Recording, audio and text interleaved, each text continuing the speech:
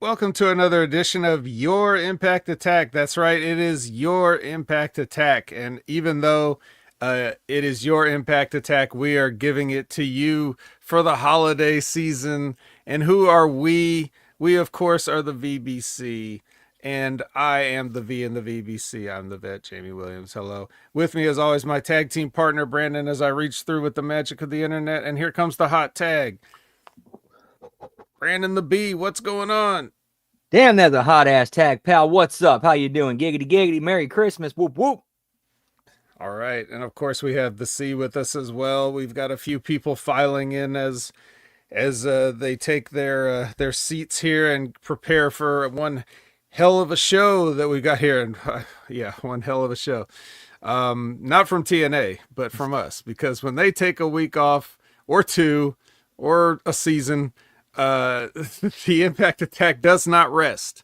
So who do we have with us today here, Brandon? So far, we say so far, as we're getting less than 2 minutes in. Let's see. We got Liz. We got Javi Uchiha, Labrat, and Gam Wolfers. How y'all doing? Merry Christmas, happy holidays, whatever it is you celebrate. Much love and thank you for joining us on this fine evening. Whoop whoop. That is a 4-horse person of Impact Attack if I've ever seen one. The pillars, we could say. We couldn't do without these people. We couldn't do what we do for sure. So as you may have guessed, TNA's on a break.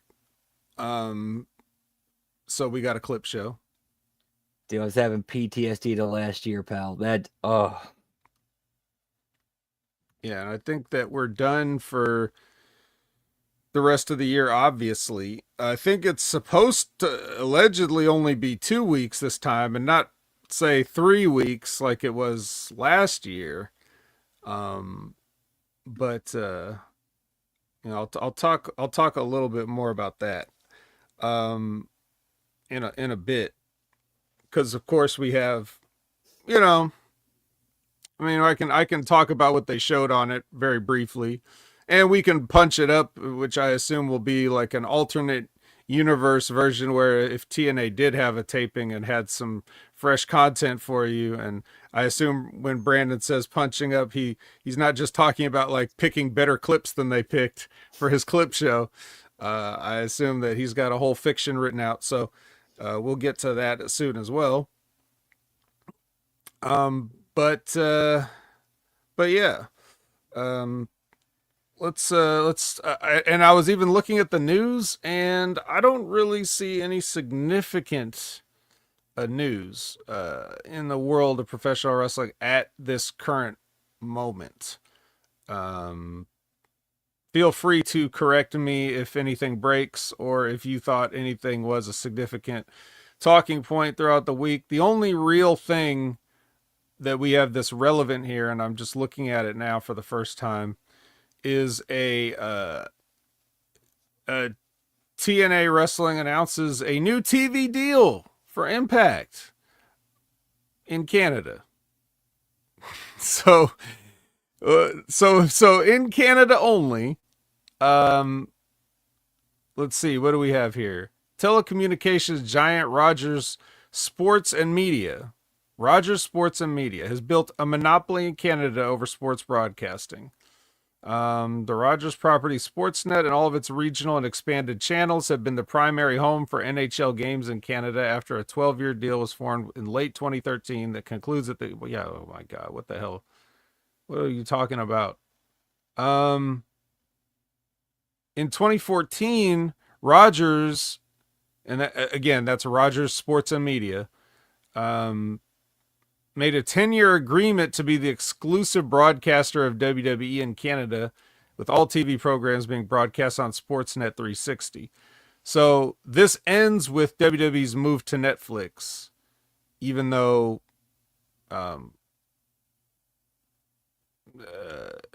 they still have SmackDown. I guess they don't really cover that part of how SmackDown's not going to Netflix. Okay, so anyway, this company, Rogers Sports and Media, has agreed to be the Canadian TV distributor for TNA Wrestling, um, and archive content.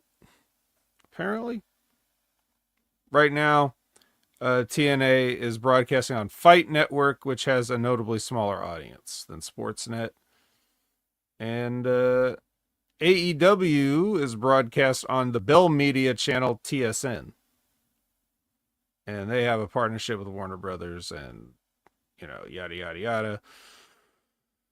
So basically, what this weirdly written article here says is that once the WWE's Raw deal is up and they move to Netflix, they're sliding TNA into that spot on this Rogers Sports and Media and their channel Sportsnet 360.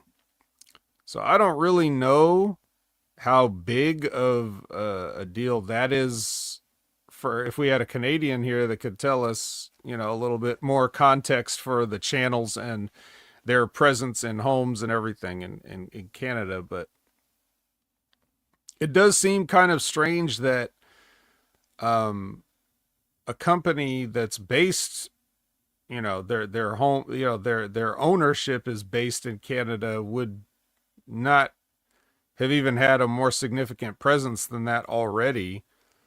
Even if there was like a 10-year deal in place for them to air WWE on this particular network. I mean, TNA's been around longer than 10 years. When Anthem bought it in, what year was that? Do you remember? I think it was like the very end of 2016, beginning of 2017, when all that was finalized. There's that whole big thing with Billy Corgan trying to get ownership of it, and then you had Aero Lucha trying to, stake their claim. Mm-hmm. Well, not really Aero Lucha, but like Aero Lux, because the Harris brothers, they were part of that, and they started Aero Lucha off of that. But that's why I got those two mixed up. Right. The Harris brothers. So yeah, good news. I think I saw a tweet from Santino saying that he thinks that this will have some sort of an impact. I don't know if he made that pun, but on them also getting a new US TV deal. Access was sold to Anthem, was it not? Yes, Access is owned by Anthem. That is correct. Right. So I don't know if that means that they're going to attempt to keep that like all just in-house as far as that goes, or if they're going to try to work out a deal for a better network that they don't own. But in any case, it seems like, TNA is at least trying to move in some direction. And we've been talking about the growth, or the supposed or the perceived growth, the visible growth, everything that's happened, in the past year or so regarding the company, the name change, the business, like everything seems to be like on an upward trend, even if the slope of the trend has maybe, it could be flatter than sometimes than others. Maybe it's just a little bit of a methodical pace, shall we say, to rise and to prominence, but that's basically just me trying to make a meal out of a morsel here in terms of like the kind of stuff that we have to talk about. I guess I shouldn't have to. As one half of the AEW Speed co-champions with Jimmy T, I'm no stranger, and I'm not shy about wrapping up a show in under 30 minutes if I have to. So we don't really need to pad it out, especially because we're gonna have to do it again next week probably. So and then the week after that too. Yeah. So yeah, that's all I got as far as news goes. Do you have anything? Not really, other than that seems like an upward movement for TNA, at least in Canada. Right. You would think that Like they're basically taking WWE's spot on that network. Like that would seem like an upgrade, would it not? I mean, it certainly is an upgrade in the sense that if you're in more homes, then you should be, um, you know, you should be more visible and you should have a wider audience. However, in today's current language, in terms of like corporate um, mm, propaganda, for lack of a better word, they people talk about how many homes they're available in, which, as you know, um, it's kind of irrelevant. Isn't every isn't everything potentially available in any home if the home has the internet? So if you're watching it, are you watching it on that channel? Are the people that watch TNA gonna be watching it? Even the ones in Canada. If you're a Canadian watching TNA, are you watching it on Rogers Sports Network's Sportsnet 360, whatever that channel was? Or are you just getting it on, clips from social media, or are you getting it from the bootleg website? Or like how are you I mean, it certainly doesn't hurt, but it also does not translate into like real views. I feel like fans that want to see something will procure that thing no matter whether it's available to them by legal means or not. Just look at anybody that used drugs for the past however many years.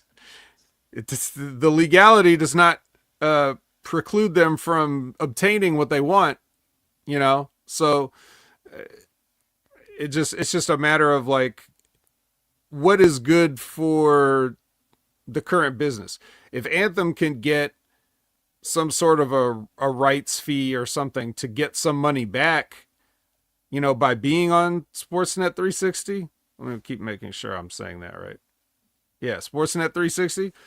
If they're making a little chunk of change, and rights fees off of that, and that can help, they can redistribute that into, TNA budget or talent contracts or whatever, then yeah, that's great.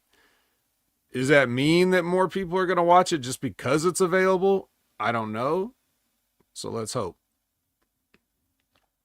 Yeah, But at yeah, the very least, it's a very positive optics for TNA. right. It's something else they can brag about. Hey, look, that's essentially, well, like you said. I mean, if you boiled it down and what you took away from that was that TNA is replacing WWE on television, that's what they're going to sell it with. That's how they're going to put themselves over in wrestling terms. They'll say, you know, this is our business move. So yeah, I guess, in that sense, it should be a net positive. Mm, and I don't know. Now they had been on, what is this? What did they call it? Fight Network. I don't even know.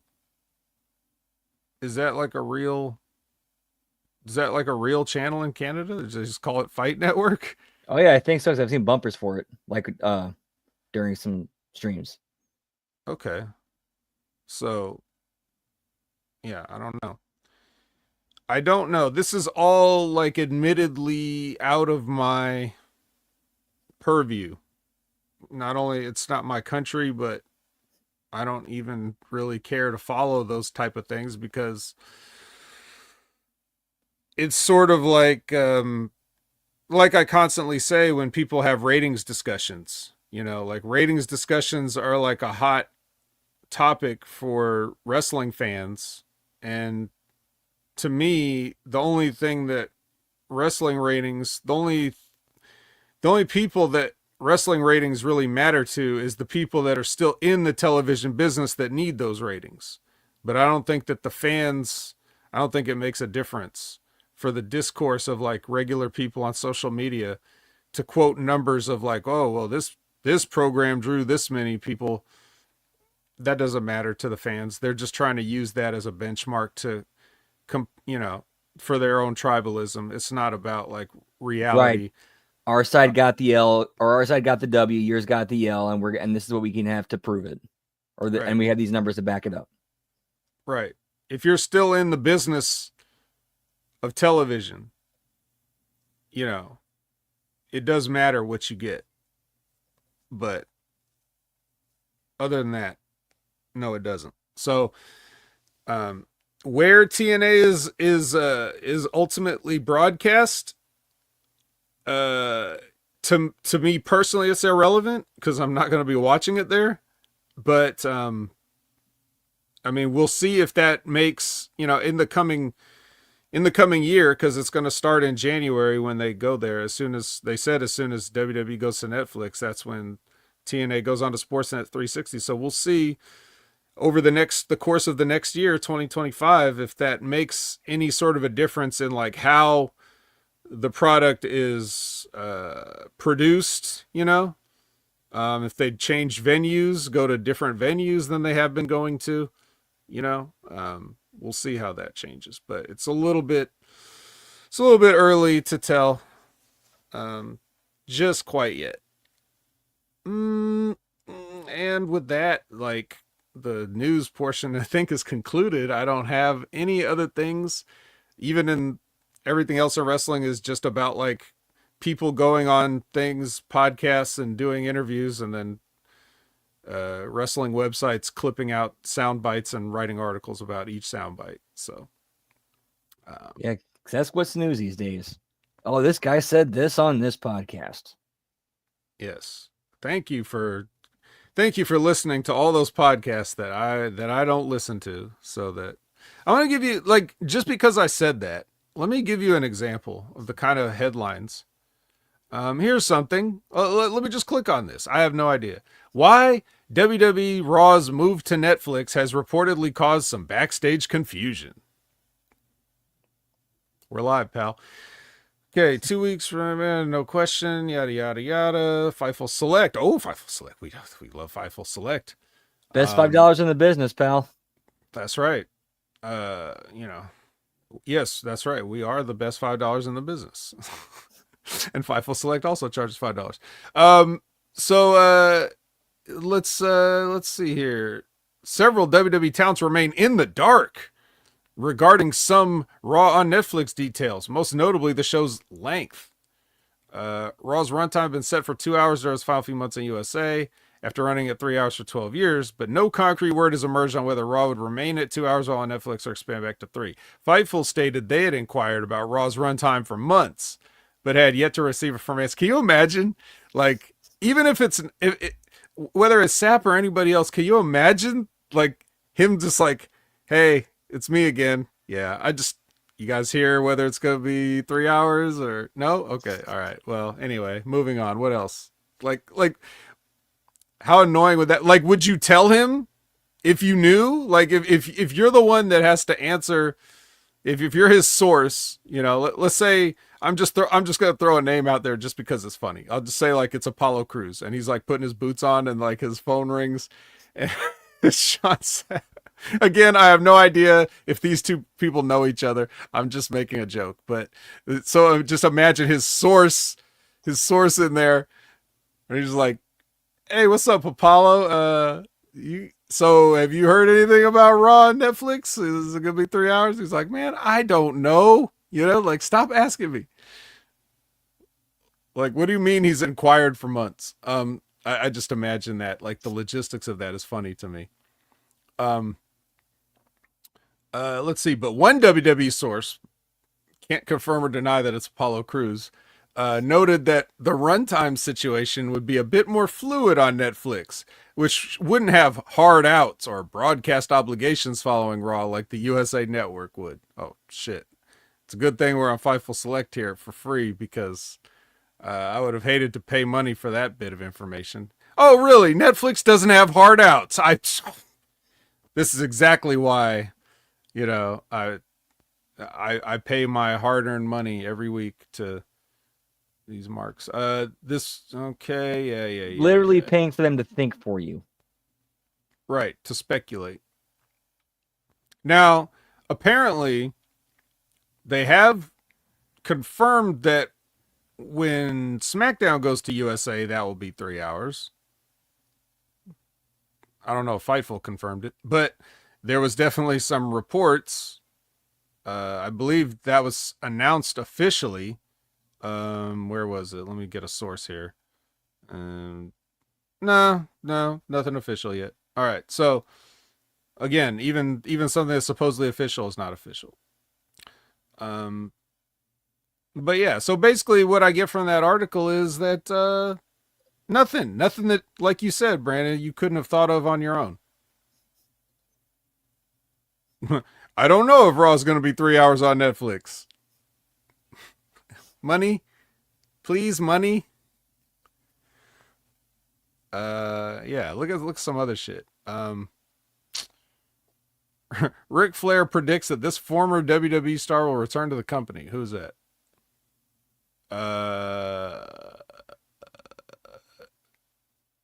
Sasha Banks. He thinks Sasha Banks will go back someday. All right.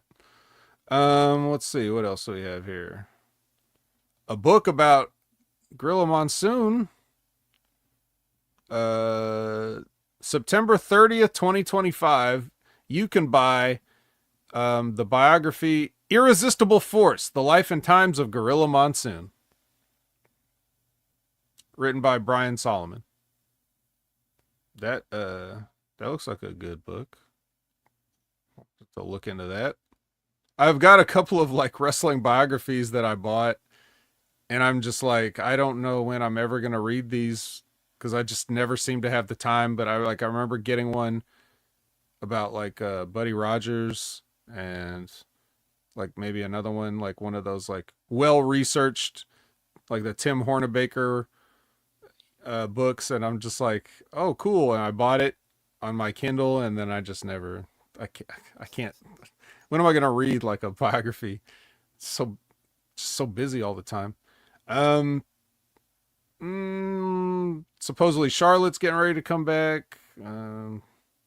Oh, there was something about, let's see, what's this one? Tony Khan seemingly confirms the end of AEW Rampage. Let's see.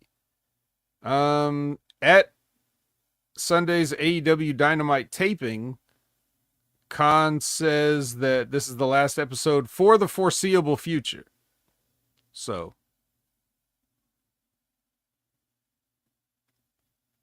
that's a guy whose eyes are so wide open it looks like he can see the future, and he's still saying that there's no he can't see Rampage. So that's not a good sign for you Rampage fans. But this is another area, Brandon, where I think people get a little bit up in arms about these kind of things, where they complain about Rampage and saying like, this show sucks, why do we even still have it, you know, blah blah blah. And they say all this, it's like, well, it's just another hour of wrestling, whatever you call it, it's irrelevant. I mean, whether you called it Ring of Honor or whether you called it Shockwave or whatever you called it, anything, like at the end of the day, it's just going to be another hour, broadcast hours worth of wrestling matches. So like, does Rampage the show have its own identity to even be missed at this point? Man, the only real things that were memorable about it was that was when CM Punk made his return to wrestling, and that's about it. Yeah. And even then, when he did that, it was just another hour of wrestling. So there you go. But yeah, there you go. It's got a tough time slot anyway when it does have its own time slot, because now you're looking at I it's funny because I would hear even like, so Ben Hameen I think would make the argument sometimes like, you have a lead in from SmackDown as far as like that was his point. I'm just saying like his point was, if you had a lead in from SmackDown and they can't do a better number, right? But the problems with that assessment was, number one, you're going from broadcast to cable, so you can't have the exact same lead in. It's not the same audience of people. There's people that would watch SmackDown that don't have cable, so they're not even going to watch Rampage even if they wanted to, because they just don't have cable. If they're those kind of people, obviously they're only the people that are still watching wrestling on regular television live. And two, um, you could argue that after 2 hours of a lame SmackDown, the last thing they're looking for is more wrestling. So they may not be inclined to follow up wrestling with more wrestling, even if it's different companies or whatever.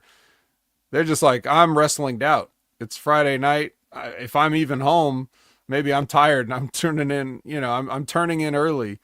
I don't need to watch Rampage, whatever that is.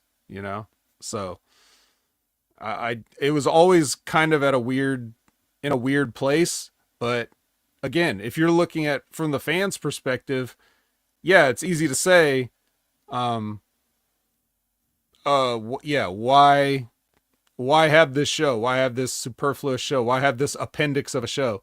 But then if you look at it from a Warner Brothers uh, point of view, you could say like, well, we could use an extra hour on Friday night because we don't have anything in this particular slot, and if we get new content, whatever that is, new live quotes content, then that's going to do better than whatever we were putting in that spot. That would be the hope at the time, right? You would maybe it fell off from where you wanted it to be when you originally started, and it did. Like if you track the Rampage viewership, but that's also Rampage viewership. You also have to take into account the amount of times that like it was moved off, like moved to a different time, moved to a different day, moved to a different channel, whatever. They bounce around because they need to for sports or other things. So like, Yeah, how many Rampage collision blocks do they have on like Saturdays? yeah, they've been doing that recently. So it's like, yeah, of course you're not even going to get consistent viewership. Even among the supposed loyal viewers who are going to tune in. I just don't know how many people would actually sit there and say, it's 10 o'clock, I'm turning on Rampage, rather than they just left their TV on uh, TNT and it just played out and that got caught up in the Nielsen's. I couldn't, I could not, but, but yeah. So anyway, those are the kind of news items that are, popping up besides what I already covered about TNA Wrestling's new TV deal. So, yeah, not much. Anything else? Anything else newsworthy before we move on to our next segment? No, I think we should be good, pal. Not a whole lot going on. Just getting ready for the big shows coming up, like January 6th, Raw debut on Netflix, and of course the Royal Rumble, and then World's End with AEW. All right.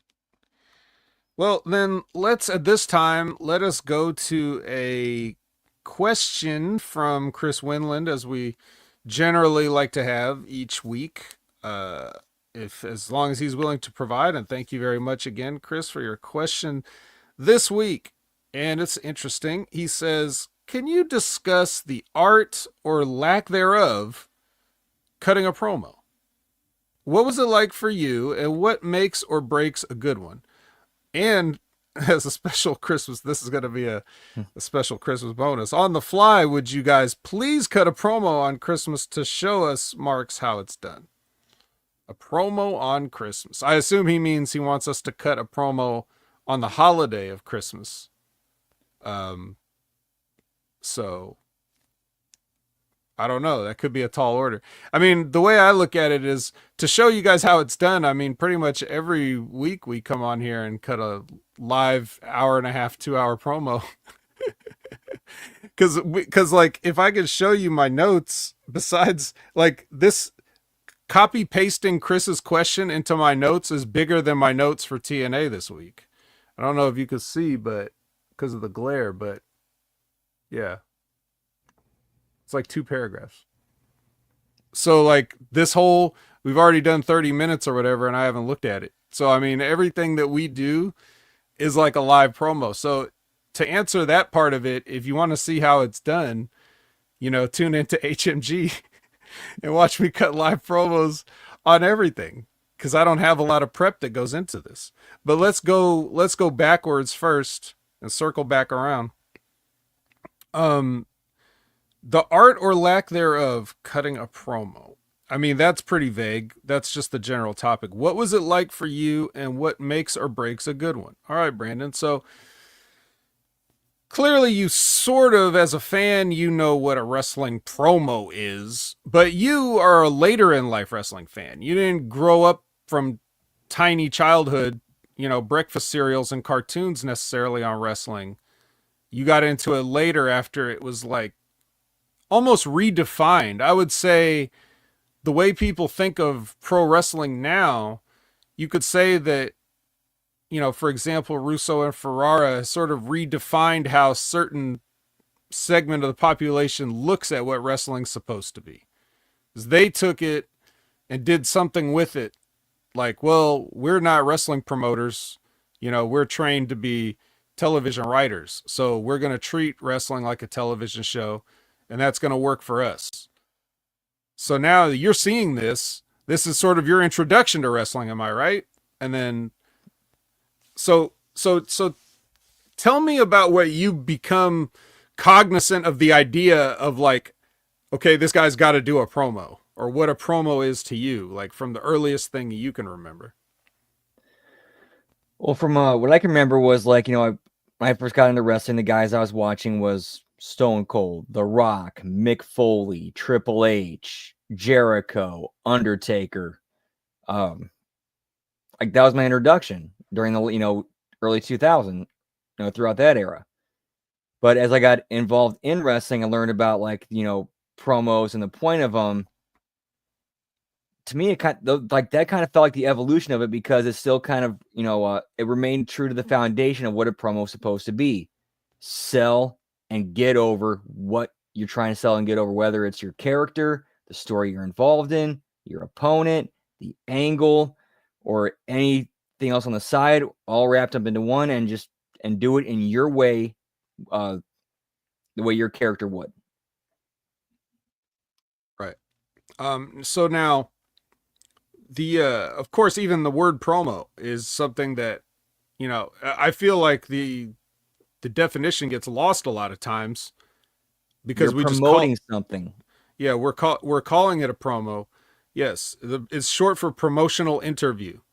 And that's because literally you are doing a promotional interview in an era where it would be like radio or early television or things. You are doing spots where you're talking about an upcoming event and what you will be doing at it. And they used to do this, as talking about like WWF, for example.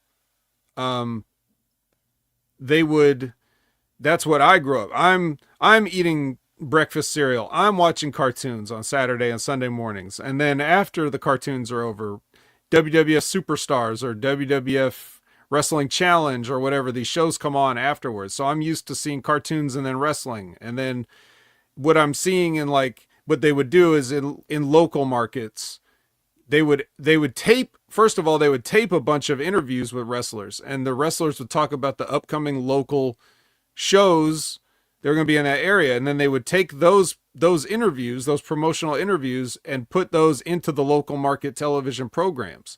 So, or radio spots or whatever it was. That's what it is. Promoting. Vince McMahon, wrestling promoter. He's promoting his shows. He's got shows coming to your hometown, and he wants a wrestler to go in there, cut like a 1-minute promo with Mean Gene, say, this Friday at, the Arco Arena, Sacramento, California, whatever. Like, they're talking about the match they're about to have with this person, and then they stop doing that interview. Then they do a next one for the next town. Here in Fresno, I'm taking on so and so. Like they do all these promos, and then they cut those up and distribute those, right? So they're doing promotional interviews, and that is the whole idea. Is they want to sell the product. The product is the show. The show is coming to your town. You must buy a ticket. It's the traveling circus, you know and those things are still important. And these days, what we're seeing is that it's a live event business still. We're talking about how much money WWE's making. Well, they're making a lot of money because they're selling out a lot of houses, regardless of whether the price of a Hot Pocket is higher than it's ever been and the price of a wrestling ticket may be higher than it's ever been. The fact is, the people are still buying them and filling up the buildings. So business is up, and it's a live event business. And if you disagree with that, I invite you to just go back on Peacock and watch all those pandemic wrestling Thunderdome shows and see how much you enjoy it. How much you enjoy a non-live wrestling crowd atmosphere and stuff like that. But the point I'm trying to make is promotional interview. You are there to sell, and like Brandon's saying, you are trying to sell the whatever it is. You're not just selling yourself, but you have to sell everything that's going on the TV show, especially in that era that you're watching it, the Attitude Era. You had to do all this other stuff. But now with you seeing that, now you're involved in wrestling. So how does this transition? Because obviously you're not in the WWE. So if you're doing promos, they got the whole different, I guess, objectives for what you're trying to do where you're at, right? In a local sense or whatever. So like, how did you in promos that you did? How did you sort of like? How did you reconcile? I'm trying to think of how to ask this question. Um, Taking what you thought wrestling was, and then how did you transition that into whatever you had to do? If that makes sense. I took what I knew about, I'd been taught about promos and the fact that you're supposed to basically get everything over, including the person you're working with, because if you tear that person down and completely crap on them, and then you go and beat them, well, then what does that accomplish for anything? And if they go over you, well, then you got beat by a piece of crap. Mm-hmm. Well, okay, back it up. So where did you learn that? Where did you first learn that piece of wisdom? Because some people still don't know it. Very early on in training. So how did they? So did they? Part of your training included talking about promos. So what were they doing to teach people promos? I'm trying to get to the source of this because I think that's what Chris wants to know. Like where did promos start for you personally? Like in terms of, yeah, you saw him on TV. Okay, now you're here. What was your introduction to like being instructed on how to do promos or what makes a promo? That actually might have been the first instruction I was given is never tear your opponent down, but build them up, but you can still do it in your own way and in character and in line with the story, but you never shit on your opponent or tear them down because you want to make them look good, because if you go over, that makes you look better. And if you go under, that makes you look, protects you a little bit. Like, hey, you put this guy over, you show that they were, talk about how great they were. Well, yeah, it kind of makes sense that you might lose to them. Okay, so how did that like? But I mean, how did that come about? Did someone just sit everybody down as a group and tell them that, or did somebody pull you aside and tell you? I'm trying to get more into like the logistic history of how you were introduced to this stuff. You're just some kid. You're learning all this stuff. You're like bright eyed, bushy tailed. I'm learning. Yeah, it was one of those bright-eyed, bushy-tailed things. It was literally just one time during training. We were talking about it, and then as they were laying it out and explaining it, and it's like, oh, that makes a lot of sense. I'll remember that. When you were training, did you have promo practice? At times, yes, but it wasn't really, we didn't spend a lot of time on that, but it was more in-ring training, conditioning, getting used to the feel and the motion, muscle memory, getting all that locked in. Right. So it always kind of felt like promos were kind of those things where it's like you kind of learn on the fly or in front of a live crowd. I see. And how many times would you say that, or what was the first? Did you have to do any promos in front of a live crowd or taped for some reason? Like, do you remember what your first promo was or what it was about? I think my first major promo that I did was because I was changing my character's name because uh, at the time of the promotion there were two other dudes named Brandon. Mm-hmm. And because my character kind of had a thing where he took pride on being nonconformist, where it's like, well, screw you dudes, I'm changing it to something else, so I'm not like you two. I see. And I happened to be in a feud with one of them at the time. So was this promo like live in front of people? Yes. Yeah, I basically said, like, everything you stand for disgusts me, you sicken me, and the fact that we already got another Brandon back there, I want nothing to do with you or him, so I'm changing my name. I'm this now.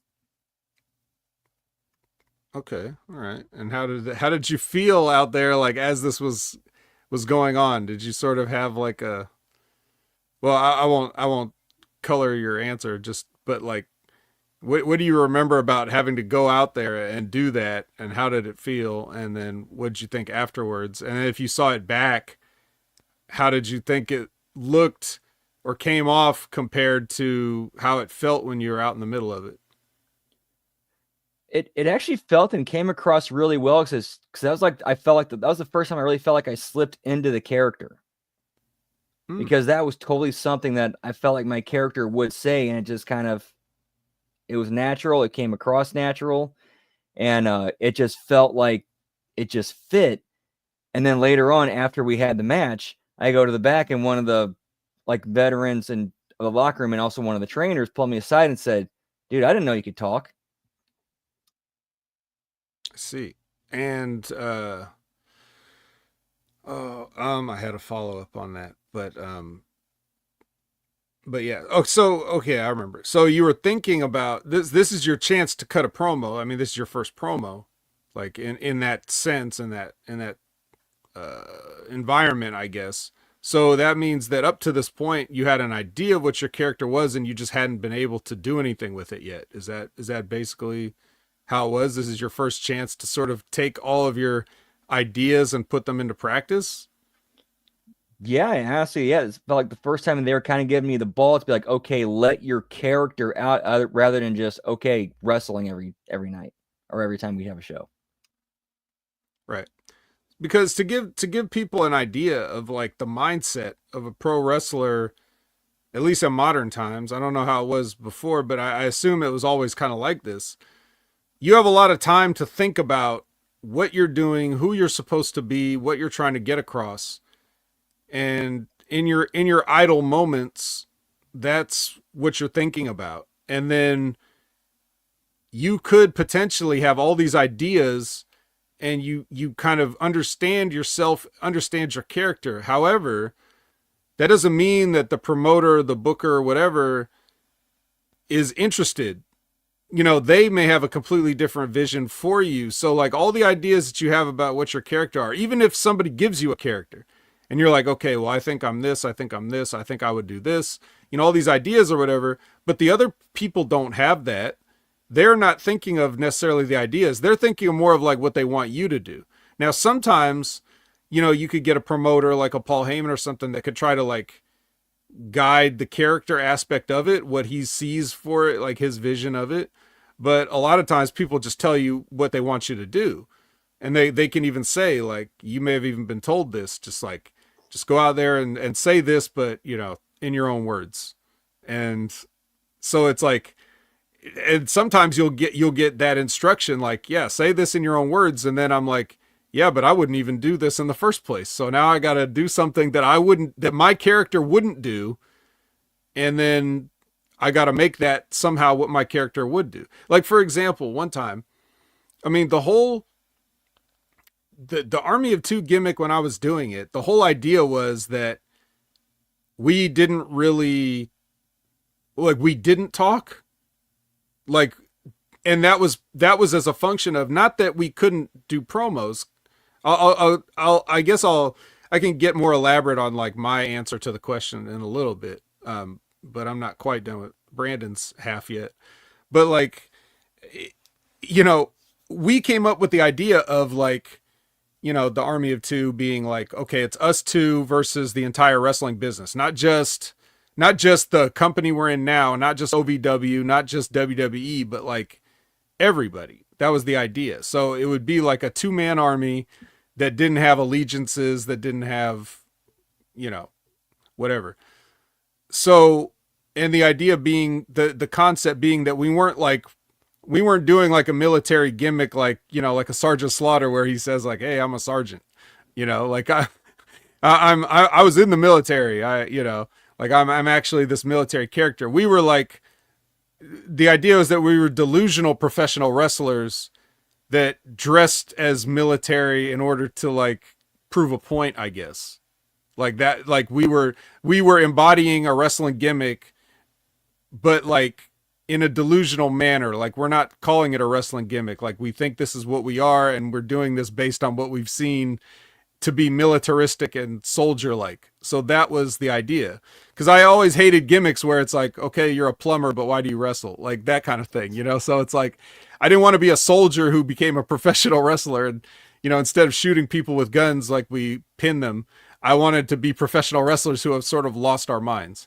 So that was the idea there. And then because the nature of the way we were doing things, like we had the weekly television show, we had the Derby City Wrestling television show, but Army of Two was never featured as like, even though we came up with all this stuff, but we weren't booked or featured to be like major players. And I thought objectively we were one of the better tag teams, not only as like in mechanics, but also just like, well, we actually had a team name, we had a look, we had whatever, and for whatever reason we just were getting booked to job out or whatever. So like it didn't, I was like, okay, so let me work with this. We're not getting any great push, we're not getting any mic time.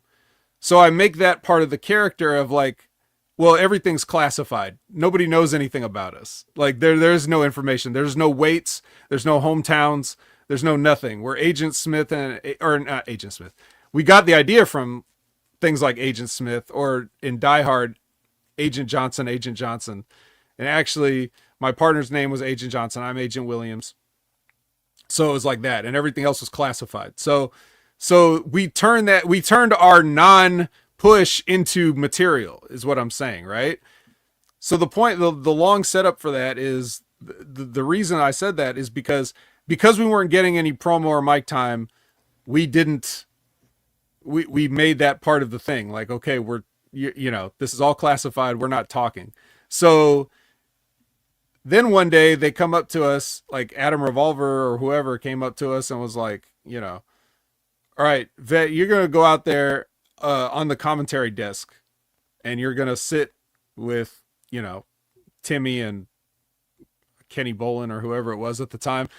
And you're going to put the headset on. You're going to say you're going to do a promo or whatever. And I'm just like, well, I mean, I wouldn't do that. I wouldn't just do what everybody else is doing, going out to the desk and doing like a short commentary thing and then leaving the desk. It's like, I just wouldn't do that. So I had to I was softly arguing, but I just ended up doing it. Cause in this position, it was like, yeah, I'm not going to, I can't go against creative. I'm nobody to go against creative. So I'll just do what they want. But I did make my case of like, well, we don't say anything. This isn't something I would do, So, but when I went out there, I tried to be as like, as weird and vague and, militaristic as possible, doing it. But in reality, I didn't want to do it at all, So my point, the whole reason I told that whole story is just to make that point of like, we think about things all the time that we want to do, and then we have to do something sometimes completely different than what we think we should do or what we want to do, but we still have to do it within the confines of the character that we created. And then we have to balance that with something that somebody else wants or their vision of the character. And so it's like it's a juggling act. And that's why you have a lot of frustration at times in wrestling, because you really think you're going in a certain direction and then the rug gets pulled out from under you and you have to adjust. And especially it can be difficult and this is part of what makes or breaks a good promo. Um, is you if you are just if you were just handed a piece of paper like they were in WWE for so long, here's your promo, do it exactly like this. That's a very homogenized version of, and everything comes off the same. So that can break it. Like when you have no voice in your own promo, like when you sound like somebody that would have gotten fired from the script writing team of the WWE 2K video game, the fans are going to be like, well, this guy can't cut a promo. So I think one of the things that breaks it is the way things were done for so long. I mean, if Russo and Ferrara came up with this idea of formatting like television, and then they give guys some promos to say, they also gave the freedom of like, hey, yeah, change what you need to change to make this your promo. And after those guys left, it was like not that. It was like, don't you change anything, So they talked about what was it? I think it was on Jericho's podcast when Russo was on there. They talked about how the his debut promo was a collaborative effort between those two and The Rock. Right. And once, yeah, it's like that was a time when Vince McMahon would allow that because it was working. And then as soon as those guys left, it was like, all right, well, we're still going to do this, but there just won't be any collaboration. It's just this now. But yeah, so yeah, as far as that, I mean, I think we've already talked about what it was like. Do you have a memory of like one of the best promos that you ever got to do? I mean, did you end up doing a lot of promos because you were doing an independent like organization, but did they have lots of stuff that they would film like television? Did they ever like have TVs or things or things like that where it would be a situation where you would be called upon to do, let's say like a backstage skit or anything? Did you ever do stuff like that? Towards the end of when I was there and I was wrestling, we started filming content that we were putting on our Facebook page and on social media. Right. Like the last big feud I was involved in, we actually like did some stuff where I had attacked my former best friend backstage with my suitcase. I see. And was that a situation where you did it like you did it maybe a couple of times to like get the right take? Yeah, we did a few takes. Yeah, like we had like an argument. We were going back and forth at each other, and as soon as he turns around and walks away from me, I pick up my suitcase and just hit him from the back in the back of the head. Let's see. So is that one of the? I mean, would you say that's one of your more enjoyable experiences, or do you prefer? I mean, I think in some, I guess in some ways, it must be. There's pros and cons of like going out and doing it live in front of an audience, right? Some people are very nervous about that, but other people really need that. I mean, where would you say you fell in terms of like the live promo aspect? I like doing the live promo. I just because once you figure out how to kind of like feel that energy and feel the vibe of the crowd, it's very easy to go with. Like, like if you get lost, you need to say something, you can figure out a way to like measure your pauses and your, the times you're not speaking to kind of like, okay, I got to buy time to get some stuff set up, or you can kind of walk around, use your body language, do different things, kind of buy yourself some extra time, and then go into like what next thing you need to say. Yeah. Yeah, as for me, historically, a lot of stuff we already covered as far as, learning about what is good to do in a promo or not, like as far as tearing down your opponent when you should be building them up or things like that. It was my approach to promos was because the way Rip Rogers had training set up promos was just part of the training. Like it was, oh, we're doing this now. And so everybody, it was also our rest period because we'd just been sweating our asses off for like an hour or two. So then it was like, all right, everybody cool down. But while we're cooling down, you're still working. So you're like, he would just call people up and they would do promos, or people could just volunteer and do promos. So everybody that was there, whether that was 15 people or 35, 40 people, he gave you the 1 minute promo. You had to do a 1 minute promo. And it would be, he would basically just give you the 30-second cue, and then Adam Revolver was usually the one timing the promos, and he would just start counting down your 10 seconds so that you would learn to wrap it up on a cue. And then you would get the sense of like, if you had done too much, or if you had thought of too much to say, and now you got to wrap it up in 10 seconds or whatever, could you do it in a way that made sense? Or are you just going to cut yourself off? Like, that was like training in its own. It's more than just, doing a 1 minute promo. It's also, you're getting live trained for like, hey, this is, learn how to internally set your clock. And so that you can be a professional and do everything, on time, on cue. So, and sometimes he would interrupt you in the middle of your promo and tell you to switch topics. Or some people he would like want them to switch characters. Like after 10 seconds of doing one character, he'd ring the bell and then you'd have to be a different character. He didn't do that with everybody. He just usually did that with certain people to like, just as like a training exercise for everybody else to see it. Like, this is how you can do it. But most times you were just left to cut a 1 minute promo on whatever. So knowing that, I didn't really prepare promos. What I would do is I would think of things all day and then listen to what other people said, that went before me. Right. And then sometimes I could answer those things, and that would give me material.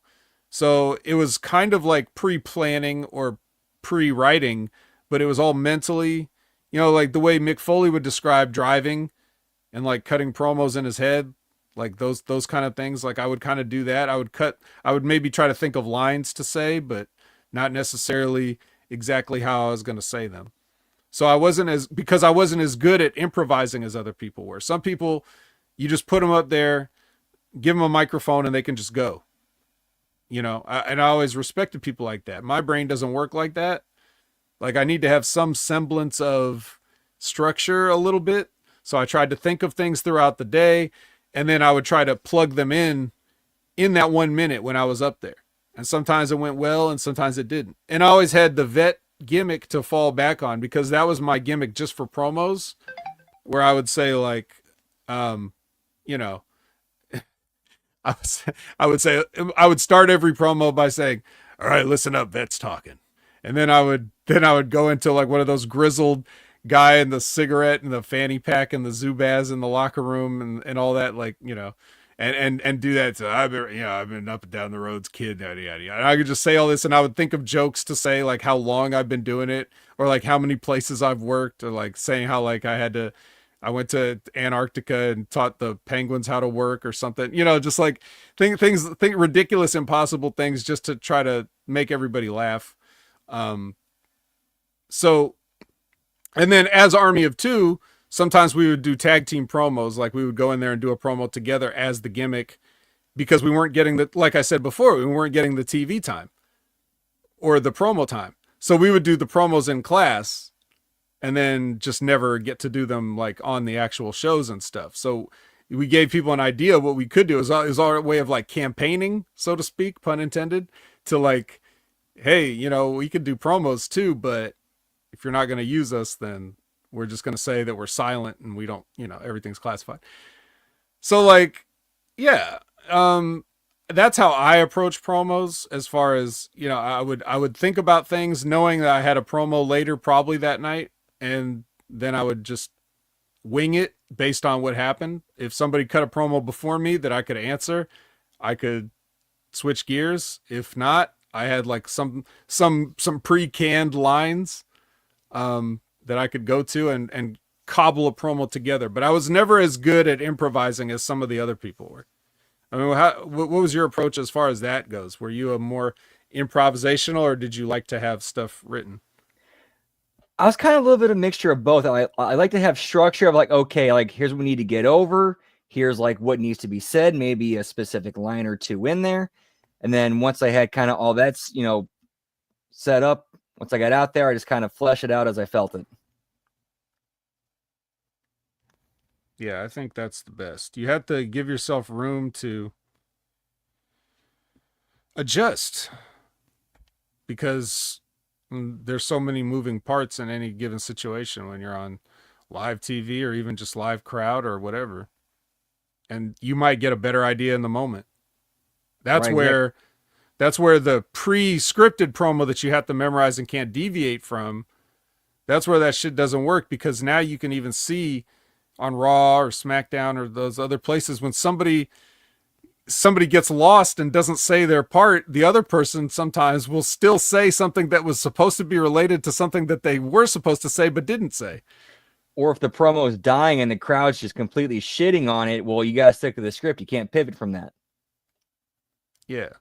And in that case, maybe that is best. Maybe it's best to just do a good bad promo and then get it over with than to try to fix it and make it worse. Who knows? Some people are just better. Like some people can take a scripted promo and make it sound natural. And then that's a skill of theirs. Some people can, I can't do that. Some people can go in, with nothing and then they can make something great. I can't do that. I'm very much I want to know what you want and what we're trying to get across. And then I can do that. I can get that across. That's what I like. So that's basically how you feel too? Like as far as long as I know what we're trying to get across, I can say it for you. Yeah, exactly. Like get some stuff, planned out in your head, some stuff figured out, and then when you go out there, just kind of feel it. And if it works, go with it. If it doesn't, come up with some stuff on the fly if you need to. But I always liked having some kind of structure going out there, and then kind of again letting the energy, feeling that out, and okay, here's where I need to go from here, instead of just like staying to a rigid structure. But making sure I hit specific points and got things that needed to get over. What about the timing aspect of it? Did you ever have to just be like, okay, it's this long, and then you got to nail it? A little bit, but I think like I was able to, I kind of measure the crowd and stay with it and not go over my time. Got it.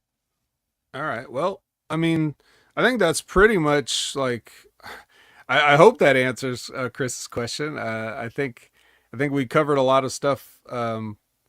Maybe he didn't even think of. Hopefully, but yeah, that's. I mean, the art of a promo is that the whole thing is. It's like, it's so. There's so many different ways to skin the cat, I guess, is how it is. But I mean, what I think we can agree makes the best promo is you have to have your unique voice. And even if you can use your unique voice to make somebody else's words come across, that's a skill in and of itself. So yeah. Now, as far as us cutting a promo on Christmas to show the marks how it's done, I don't know. Do you want to cut a Christmas promo, Brandon? Do you want to cut a promo on Christmas? Because I'm not going to do it. I have a different. I'm going to do a different thing. Oh man, I'm sorry. I just trying to think of how to cut it. I'm like, that's oof. So now I'm thinking, okay, do I cut it in a different character? Do I cut it in my character? Do I cut it in something else? Like, yeah. So freshman, yeah. I'm going to pass on that. All right, pass on the live promo. Okay, well, I'm not going to necessarily cut a promo on Christmas because, I mean, you already know. You know what people could say. You could say, it's too commercial. Classified information, pal. Yeah, classified. It's classified. Christmas is classified. That's the thing. I could do the promo on we're not allowed to say Christmas anymore, all that bullshit. There's different ways you can go with it. I guess if you want to say it's a promo, but I wanted to transition into talking about the TNA episode because we have a clip show here, the best of TNA, whatever, and so I guess if like, I could cut a promo on TNA's Christmas because uh, okay, so TNA last year around this time, TNA rebranded as TNA, right?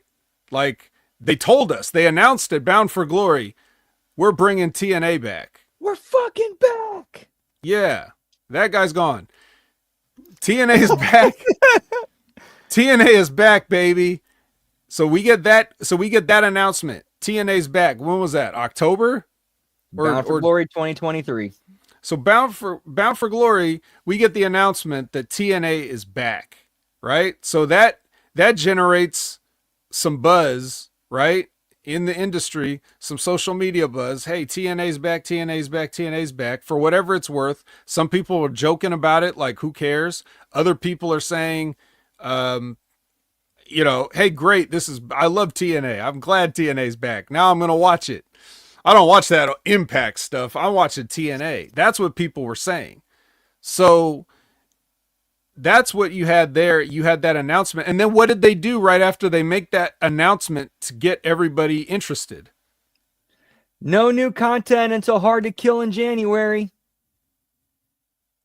So here we have this big announcement, and then they completely cool it off by giving us these weeks of clip shows and non-new content, and not TNA. It's still just Impact Wrestling. So we're back to TNA. So everybody tunes in and sees Impact clip shows for 3 weeks, right?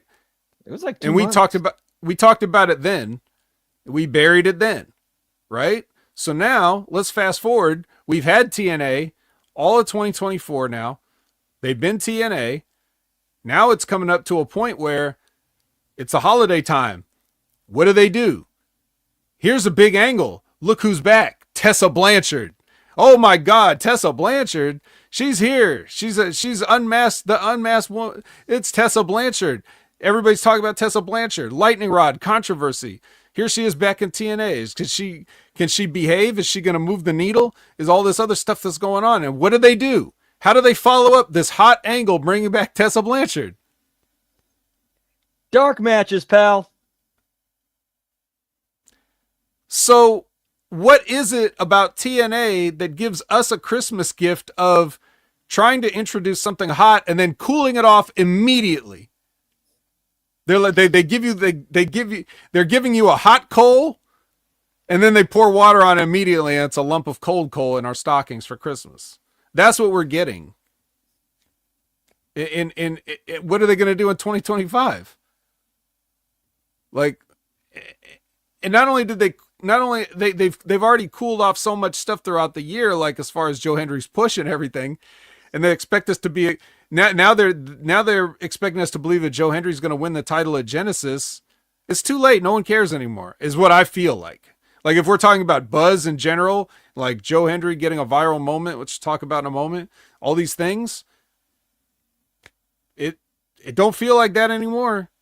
Like I feel like you kind of missed the boat pulling the trigger, giving it to Dolph Ziggler.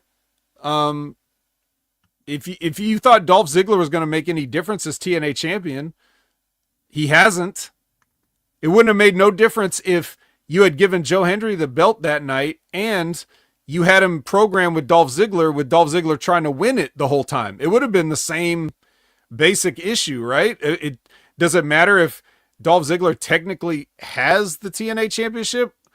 If he's still in those main event spots, he's going to be just the same draw or ratings mover that he would have been with a belt or not.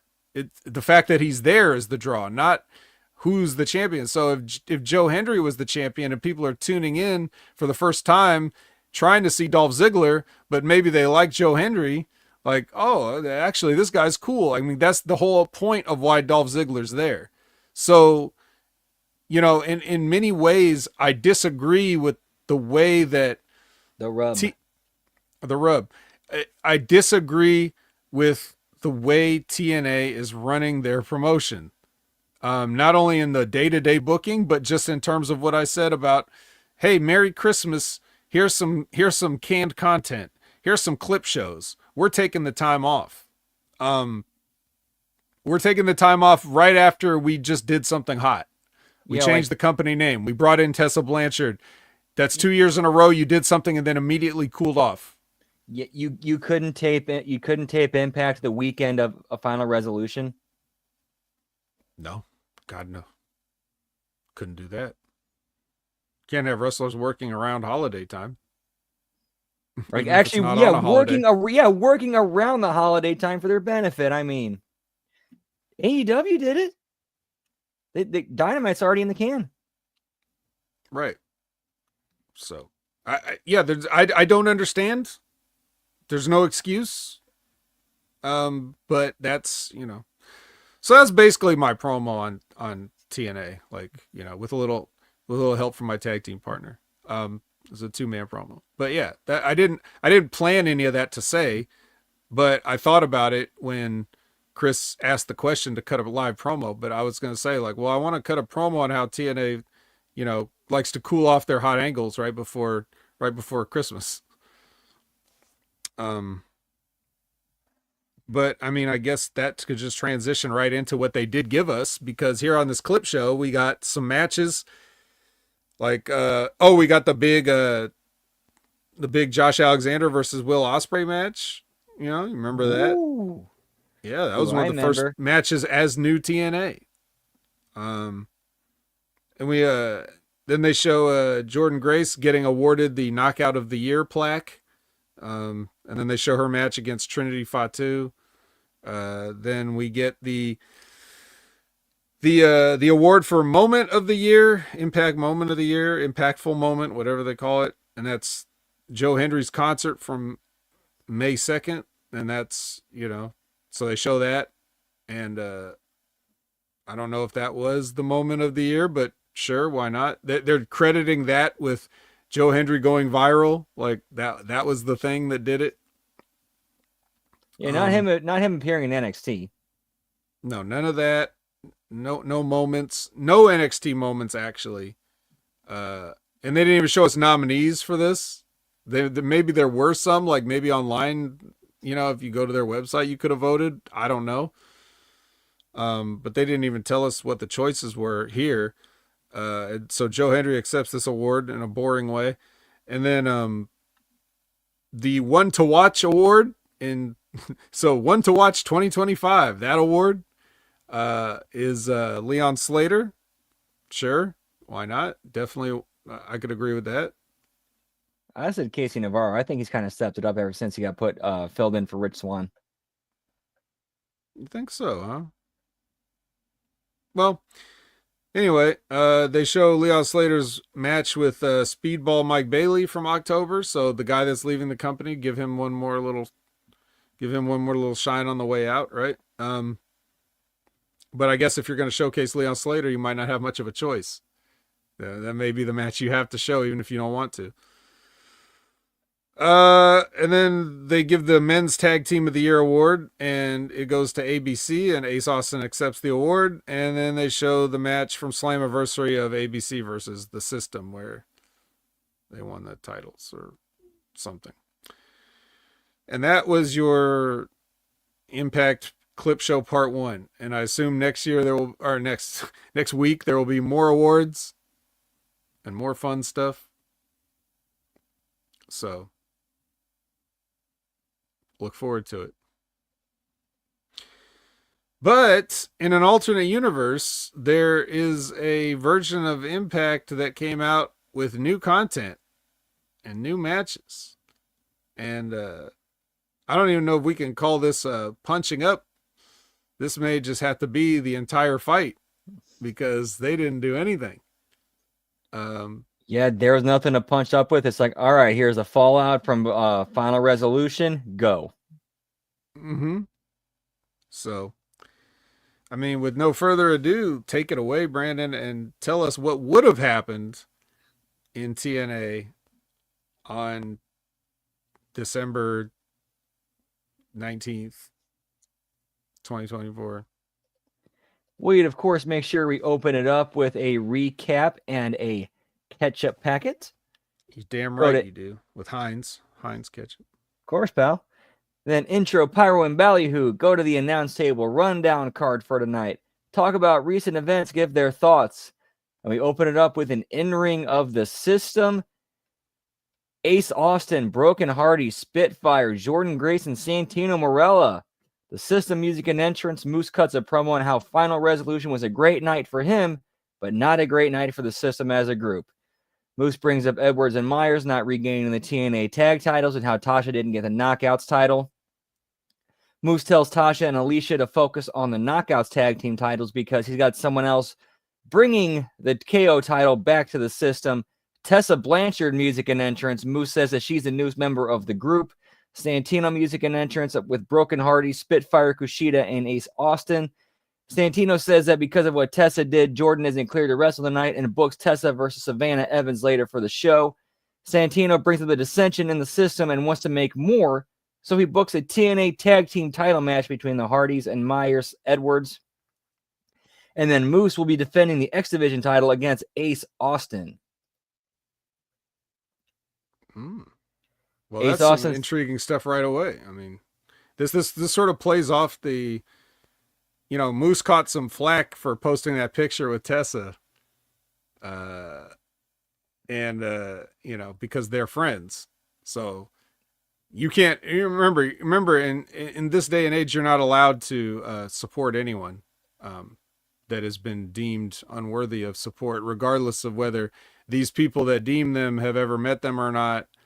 And regardless of how close the other person's relationship is, you're just not allowed to do it. So this would be a good real world way of like, if Moose bringing Tessa into the system. So I kind of like that. More heat. Yep. All right, so where we're back at. So yeah, Ace Austin says they should go now. The baby faces in the system brawl while Santino calls for security, and we go to our first commercial break. Come back, match number 1, X Division Championship, Moose versus Ace Austin. We come back from commercial with match already in progress, and then Moose goes over clean. Santino's office, Santino and the Rascals. Rascals enter and wonder why Myers and Edwards are getting another shot when they're the number 1 contenders. Santino tells them that they have the winners of tonight's main event at Genesis. Rascals invite Santino to the treehouse, and says he'll stop by after the show. Go to the parking lot. Joe Hendry arrives and exits his vehicle. Gia asks him about winning the number 1 contendership for the TNA World title at Genesis. He says he'll talk about that later before he walks away. We go backstage to the System's locker room where they congratulate Moose on his win. Moose tells Myers and Edwards if they don't bring the tag belts to the System, there will be consequences. Go to our second commercial break. A match number 2, First Class versus PCO and Sami Callihan. First Class music and entrance, Sami Callihan music and entrance. PCO music and entrance. First Class over when AJ pins Sami after miscommunication with PCO. Sami shows signs of anger and frustration. Backstage, Gia and Jordan Grace.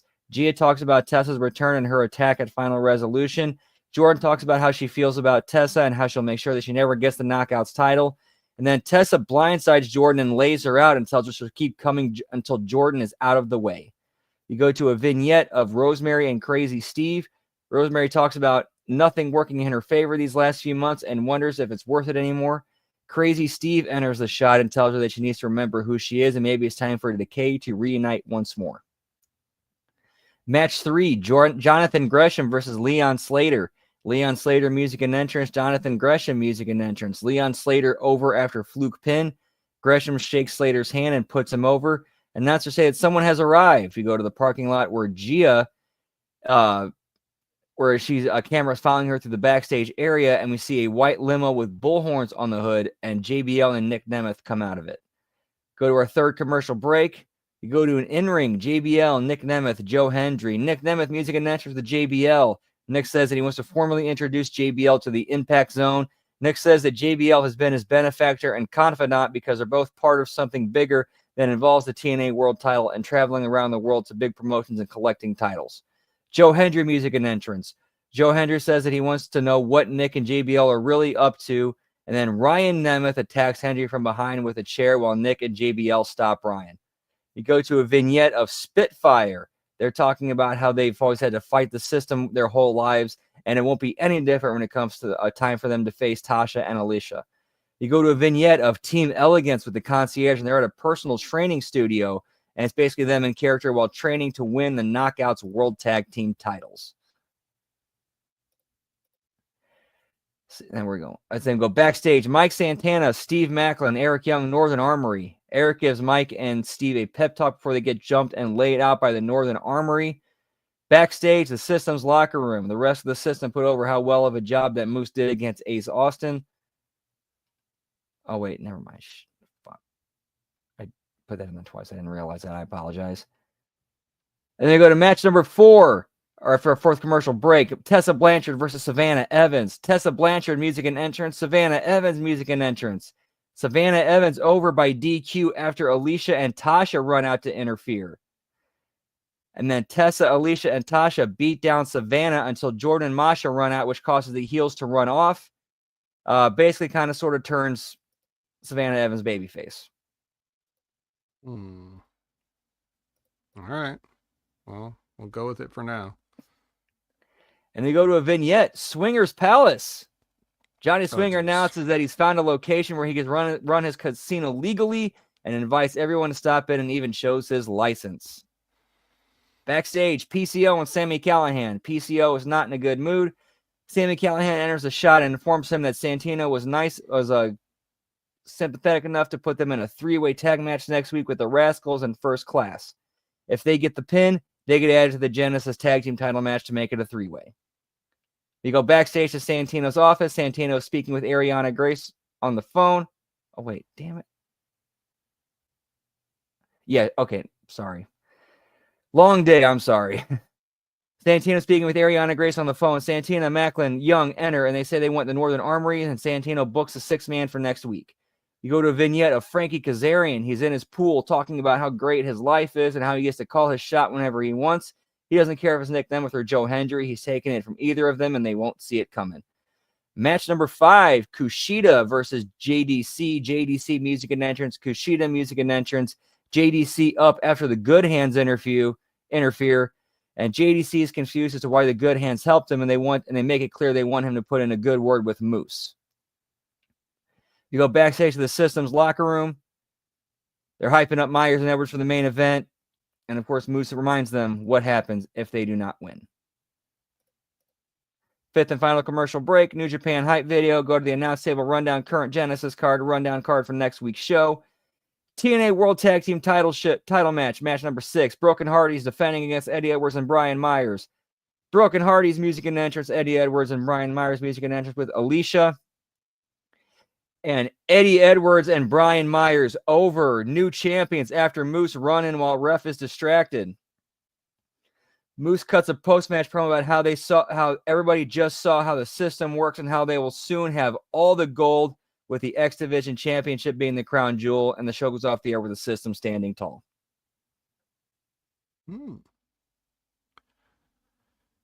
Well, I'll tell you this. If that was the show that aired this week, and people did get some buzz off of Tessa's big return or whatever, and they tuned in to watch TNA, I think that they would probably stick around for another week.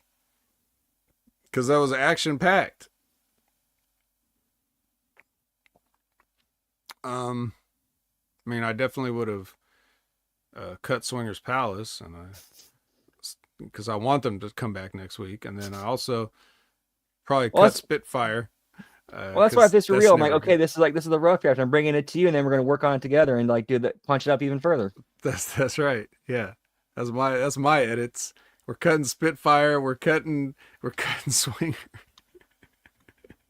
But yeah, I mean that's the thing. Like right off the bat, you have this person join the company and then clip show. So here with this, it's like not only that, but she's already in a match. She's involved in a main event angle, part of the system. Like all these things is like, we're not going to wait and like pussyfoot around with it, and you know, we're gonna get right into like, okay, these people are here. What would happen? Don't we want to see them do something? Let's see them do something. We're putting the pieces in place for to move forward. Yes. And I just you know, I don't see let's put it this way. I'm not just saying this because we do a weekly show together. But what you just put out there, like that's not even real. It didn't happen. But it would give me more of like a positive outlook on TNA's future than anything that they've done all year long since they rebranded. Like all they've done was like, you know, what's the most memorable thing to me that they did all year? Number one, they took the belt off of Moose, and number two, Joe Hendry, like cooling that off, even though they got a working relationship with WWE, and they managed to screw two things up.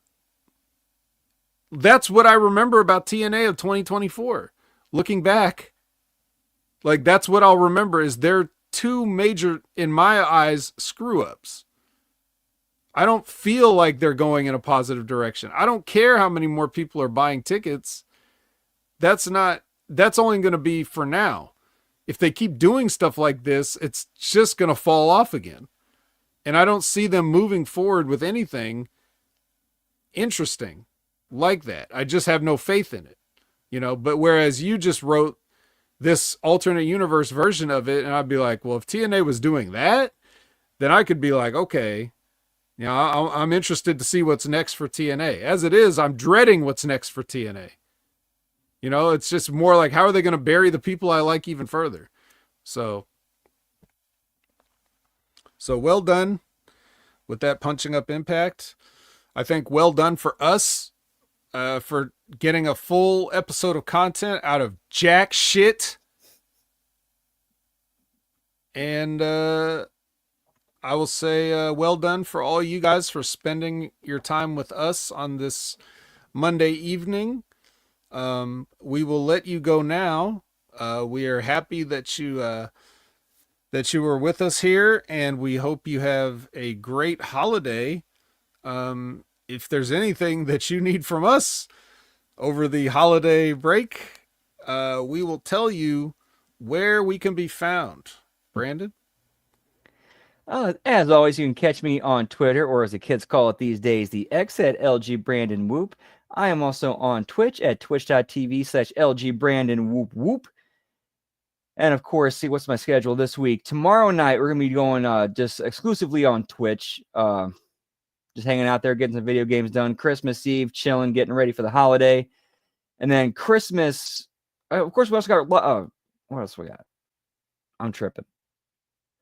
And then Wednesday, we got Dynamite Watch Along, followed up by a special birthday stream on Twitch. Oh. And then Thursday, what are we doing Thursday? HMG After Dark returns. Friday, SmackDown Watch Along, late start. Possibly, don't know yet. Depends on what I can sweet talk work out of. Because they've been kind of dicking me around on my hours, or how late they're keeping me. Mm-hmm.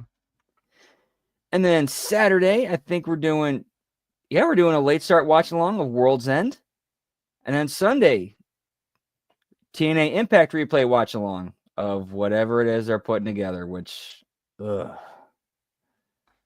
Maybe there'll be a different watch along. That's not TNA. Very true. I might do something else. Sunday's up in the air, pal. Right. Freestyling on Sunday. And then, of course, we'll be back here to talk about that disaster of whatever they put on, and we'll try to give you another good show. But yeah, until then, so Ad Opinion Haver everywhere. You can definitely check me out on HMG. It will be this week, the return of Big Ray to the Next Level Wrestling review. However, at the time of 8 a.m. Pacific, 11 a.m. Eastern, not on a Wednesday, but on a Thursday. It's on a Thursday. So please join us on Thursday. Make sure you subscribe and hit the notification bell so that you are reminded when everybody just shows up on Christmas and is like, I came to unwrap my next level present and it's not here. Did Santa not visit me this year? Well, no, he's just a little late. So he's giving you the present on Thursday morning. Then Late like a period. that's right. We're serious. We're serious. We're dead serious. And then yeah, so that will be there, but everything else I think at the normal time. Direcage be on its normal time of Sunday, 8 a.m. Pacific, 11 a.m. Eastern with Jimmy T. I don't know about Wrestling with Rib Rogers, what they're doing for the holidays this week. Maybe they'll do a show. I don't know. But if you subscribe and click the bell to get notified, you will know if they go live. So please do that. And then I don't know about Stevie Richards' show. I assume new content will drop on Friday because they're always putting stuff together. So I assume they'll have some new stuff on Friday, and check them out. And that should just about do it. So be safe out there for the holidays. There's a lot of crazy people and things going around, and they're not always aware, and they don't always have your best interest in mind. So when you're out there on the roads and you're out there shopping and you're doing all these things, like, just be extra safe and careful and vigilant. And if you do that, you can come back to us next week. But until then, for Brandon, I'm the vet, and I don't have a sign-off line.